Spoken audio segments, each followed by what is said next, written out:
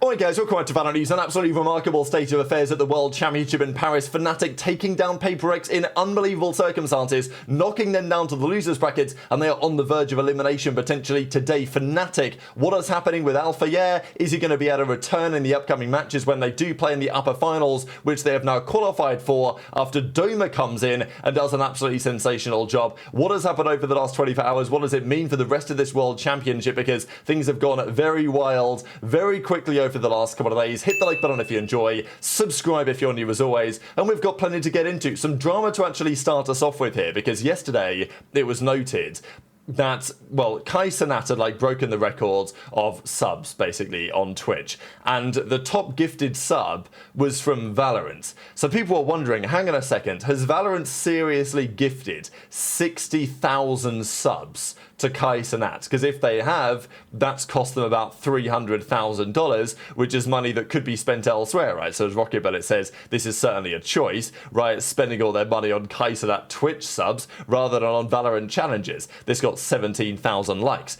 Now, it turns out there's a bit more to this. As Leah Farrier says, this is actually part of a promotion, basically, and it's part of Twitch's September, which this year is presented by Valorant in celebration of champions. Every partner and affiliate on the platform benefits from this, an automatic gift sub for every 5 gifted subs, with Twitch matching your gift subs. So they clearly have put some money into this, obviously, because they're sponsoring the whole thing, but it's not like they've dropped 300k on Kai Cenat precisely. There's a bit more nuance to that, but I do understand, why there is some discussion on this. So as Leo says, that's correct. We sponsor the event, but we're not gifting the subs. So it's not like, as I say, they've spent 360 grand on gifted subs, but they have paid a lot of money to sponsor Twitch for these reasons, but also to promote champions in some parts. So it all does filter down. So there's a bit of nuance there, but still they are spending money on this rather than challenges, but they're not spending the money in quite the way that some people thought that they were. There was also a bit of drama on Fluorescent. We've not talked about Fluorescent in some time after all those, after the scandal, the allegations, whatever happened early this year, and there was some investigation into it. Nothing really came of it in the end, and Fluorescent was actually suspended for ranking up another account. Now there was a lot of drama about this, whether this is fair or not, because Floor had another account to rank up, not the main one, and well, Riot's banned, they just banned it straight up. So, and there were questions, right, because effectively, if you're smurfing on a different account, people aren't going to take so lightly to that, right? Just giving yourself an excuse to pub stomp newbies, professional victim. But as Floor says, queuing on my main and stomping definitely isn't a problem. I wanted to try and climb and challenge myself on stream as a goal that my viewers recommended. So, I see the logic both ways, but a temporary suspension going on there. But let's talk about what happened yesterday, because just as I made yesterday's video live, it was confirmed by FNATIC that Alpha would not be playing at their game against PaperX. And initially, some people thought this was actually like a joke or something. They were just trolling us because, as FNATIC say, we need to share that Alpha has experienced some health issues in recent days while he is recovering well. To prioritize his health and well-being, and on recommendation from health professionals and staff, he will unfortunately miss today's match. Now, we'll say, first of all, recommendation is spelt wrong. This should be 1 C and 2 M's. Unfortunately, is spelt wrong because it should be ELY rather than LEY. So, if you're going to do a public statement, you got to spell the words right. That is just number one. And as a result of this, some people saw this and actually thought this was a troll because they'd spelt a couple of things wrong, and it was like, okay, maybe this isn't for real. And they go on to say that Doma is back, which is, kind of wild right out of nowhere. But I think almost everyone saw this and were like, oh my god, that is so unfortunate again for FNATIC, and their chances of beating PaperX have gone from maybe 25-30% down to, 5%, if that, with the changes that they look to make. I think everyone expected this to only go one way. Kojo, their top guy, says this: he's had a brutal last 24 hours with all of last night spent in the hospital. Horrible experience, by the way. 8.5 hours wait, didn't get a diagnosis. Fortunately, Alpha's looking better today and he's on the mend, but more to be done with the doctors to understand exactly how we move forward. Everyone give your good energy to him and to Doma, who is a hero stepping up to play with 16 hours notice. So, legendary stuff, I think, from all involved here. And, well, as Doma says, what can I say? 4 hours of sleep straight from the airport at Alpha, speed of recovery. Now, of course, we'll get into the results here in a second. Now, understand understandably, because FNATIC have experienced this type of stuff before, right, with players of theirs getting unwell when it was Durka. Obviously, the Leo thing is a little different, right, but it is a general talk around FNATIC about their players getting unwell. And Kojo says, look, at what point did it become okay and commonplace to joke about players' health? Now, because we have had multiple public instances of players falling ill, we aren't licking doorknobs or eating terrible foods, so please have a bit more respect. They all work out, diets are controlled by a performance coach, we're instantly on top of any small symptoms, but something, sometimes stuff happens, right? Whereas there are other teams who get drunk, they go out to clubs and casinos during tournament, which I thought was pretty interesting that he didn't expose which teams, but he did say that, yeah, some teams, they're going out, they're on the town, they're slamming drinks and they're hitting casinos and somehow they never get sick. So what can you do, really? Also, my last note, it's better that we actually take the time to care to understand what is going on with our players health-wise compared to just giving them some smelling salts and shoving them out on stage. I'd rather lose a game than have a player leave the venue in an ambulance, which has happened before. So, that's the reaction there. Durka even says, from my experience, you guys cared a lot when I got sick or infected, which was hard to dodge when traveling, gave me more than enough time to recover from eye surgery and always cared about strengthening immune system and overall well-being. So, it seems like FNATIC do a good job of this. They just got kind of unlucky, but I don't think anyone was expecting them to turn up to this series and actually to win. PaperX won the first map, but then FNATIC turned up to the Haven and Doma delivered an absolute masterclass here. They then went to a Lotus, which is a good map for FNATIC, but even then, you would have expected PaperX. At this point, they're heavy favourites for the tournament. G2 have just been eliminated. PaperX are playing FNATIC. Yes, a competitive team, but in theory, a weakened FNATIC. They're playing with Doma, a last-minute sub, returning to their system again. Alpha can't even play. But yet, Doma holds his own, does a stellar job. Boaster had a great series. I mean, the bind they lost 13-10 on PaperX's pick. Kayak dropped 30, but to no avail. Doma had a solid map on the Tejo, and then they turn up on the Haven. Doma goes, it's not like he had a masterclass, but he was 11-11, definitely held his own on the Killjoy. Again, great map from Kayak and Chronicle.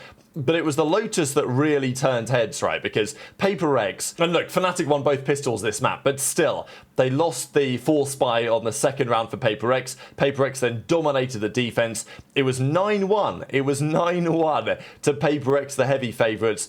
Then Chronicle just absolutely turned it on. I mean, the defensive side, Chronicle was 17-3, Boaster 10-3. And basically something and, well, the entire team on PaperX could get nothing going on the second side. And FNATIC bring back one of the more remarkable comebacks you are going to see to take down PaperX, knock them to the losers bracket.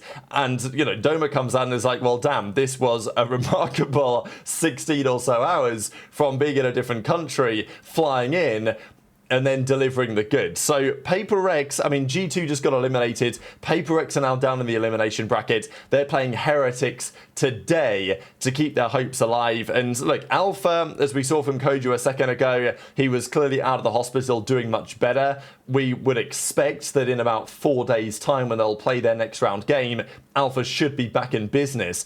As he says, I didn't know this, the FNATIC matches were so stressful to watch. Let's go, boys, to the team. Crashy says, what a crazy 24 hours. Shout out Doma. At Alpha, this is for you. And I think it's very commendable, and even Kojo says it here, about how impressive it is from the kind of sense of brotherhood and the team culture they've developed over there, because they needed a player. Doma was asked if he wanted to play, and he was like, yeah, get me there right now. Like, I will do everything it takes to play for you guys. Fearoth was ready to jump in as well if Doma's flight got cancelled. Boaster actually gave the boys some belief. Never say die attitude. Which is so impressive, right? Like, to go down 9-1 on the deciding map and be like, look, yeah, we've got a sub. Yeah, they're PaperX, but we can still do it.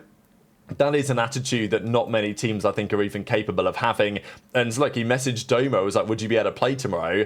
Tomorrow? Yes. And he's like, yeah, get me on a flight and we'll get it sorted. And as Boaster says, we had a list of players that we could have potentially asked. Doma was literally the first player that I knew that would Avengers assemble right into our team, be very comfortable because of the type of player that he is, the caliber of player that he is. And I'm happy that he's come back to this World Championship with a 100% win rate. So presumably Doma will sub out again, although Alpha does say that at this point Doma can stand in for Haven. That's perfectly fine by me. So, doesn't want to play Killjoy or whatever, as KG mentions here in the replies. But a truly remarkable day.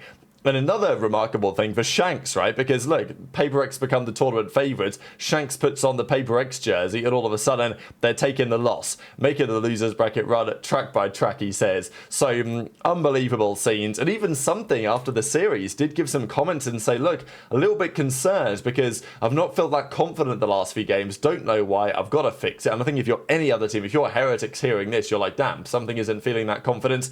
You know, let's go all in, right? Maybe this is a series they can actually win. I mean, imagine a world where G2 and Paper X both go out top 6 and even make it to the final part of the tournament. That would be crazy. Still think Paper X are probably going to beat Heretics, but genuinely at this point, who even knows? So that was one series. The other series was NRG. They played MIBR, and this was equally remarkable for different reasons. I mean, mostly it was because it was the Aspas show. Even after the series, Aspas came out and said he was actually feeling kind of unwell. He's had a pretty bad flu. So this was a pure, like, MJ flu game coming out of Aspas here. Of course, MJ won his flu game. That didn't happen here to Aspas, but, I mean, he broke a record during this series. You couldn't make... I mean, look at this, right? Like, you actually couldn't make it up how good this guy is. NRG get the 2-1 win. Aspas drops 80 kills in a best of 3. This breaks the record. The record was 78 for a best of 3 on an international stage.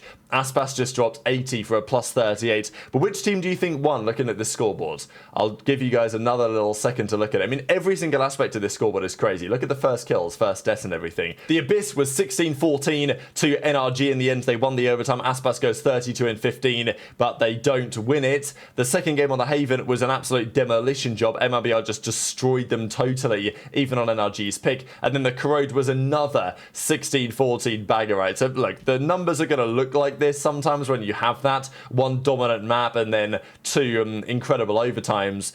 But congrats to NRG, because the ice factor that they've showed recently has been insane. Fair play to MIBR as well, and to really Aspas, who was doing a lot of the damage, for helping them get over the line in at least a couple of those scenarios. As Aspas says, I want to apologise for not participating in the press conference. I'm feeling very sick and I feel really bad. My throat and my head hurt a lot when I speak because of the flu. So again, someone else has got unwell.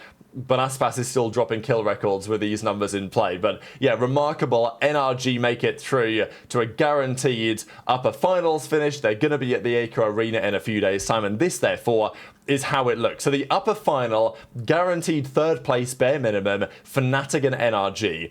The losers bracket, which will conclude today until they go to the Acre Arena in a few days' time, will be as follows. DRX MIBR. I mean, look, all I'll say is DRX, history says they lose here and they get top 6. So I'm going to have to stick with that.